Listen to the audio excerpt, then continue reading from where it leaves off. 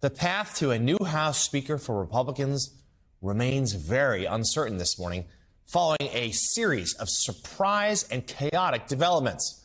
First, there is a new House vote for Speaker scheduled at 10 a.m. Eastern today, setting up Republican Congressman Jim Jordan's third attempt to win over the required 217 votes he needs to secure the gavel.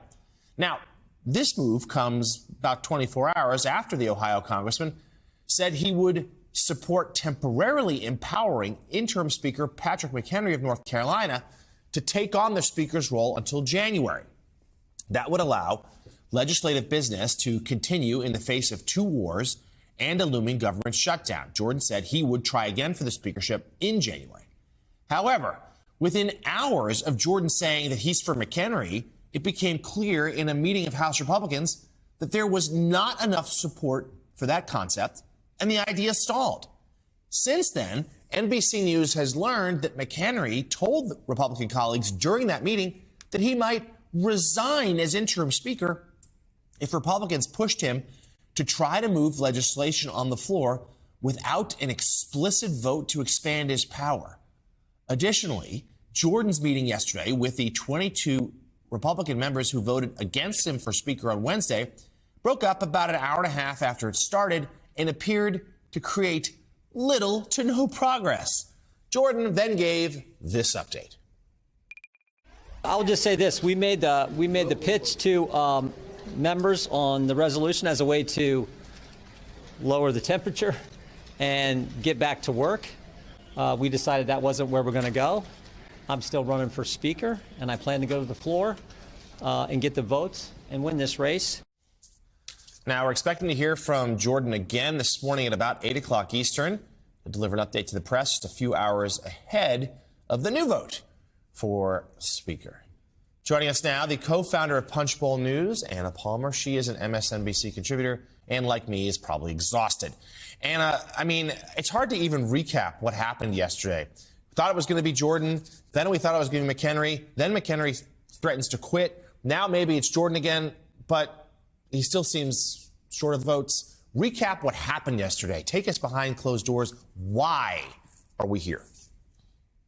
Yeah, I mean, I think you summarized it really well in the sense of just the chaos that the House Republican conference is right now. They've tried multiple different strategies, right? Whether they have tried to have Jim Jordan run for Speaker, who's only lost votes. The hardening of Republicans against Jim Jordan cannot be overstated. I think there is a massive amount of frustration among the Republican conference, but you still have that right flank. The Freedom Caucus members that ousted Kevin McCarthy that were not happy with this kind of compromise strategy of having Patrick McHenry serve as kind of a placeholder because they couldn't get to that magic 217. Frustrations are running very, very high.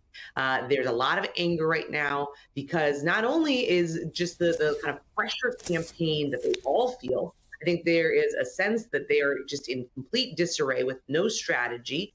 They're getting pressure by Sean Hannity and other kind of right-wing conservatives on the outside, which has never really been a strategy that works. And I think the third thing, more than anything, is the fact that you don't have any momentum by Jordan. He will potentially lose votes on the House floor today.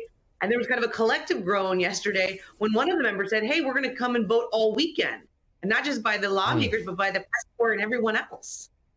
And to that frustration, there were reports yesterday of people shouting at Matt Gaetz, blaming him for the predicament that we're in. Someone even threatening to take a swing at him.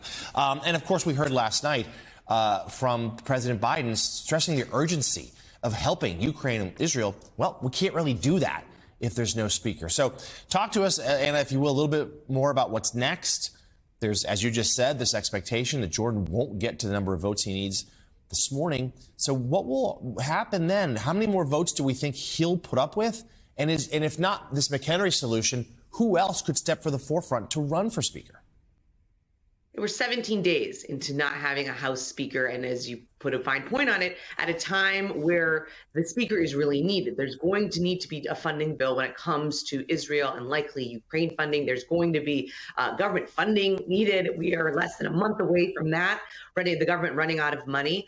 And so the The real question, I think, the people us at Punch News keep asking is, when are they going to hit rock bottom, right? Because it keeps seemingly being, kind of almost too fantastical to believe that we're still in this place, but we are. And so right now, there's no other candidate that has either emerged or even been kind of floated that also would be able to get that 217 number. Whether that's Jody Arrington, a Republican from Texas. Some people have been really floating Tom Cole, the Republican from Oklahoma, but nobody who is a serious candidate who's either willing to take on Jordan or even has the momentum of the entire conference. I think the other thing to note, though, as much as this McHenry strategy fell apart yesterday, this is a kind of a moment by moment decision, and any member could bring up that resolution that could force the vote on having him have expanded powers. And so we may see that actually gain some steam here if the vote this morning is as bad as some expect. So many twists and turns ahead.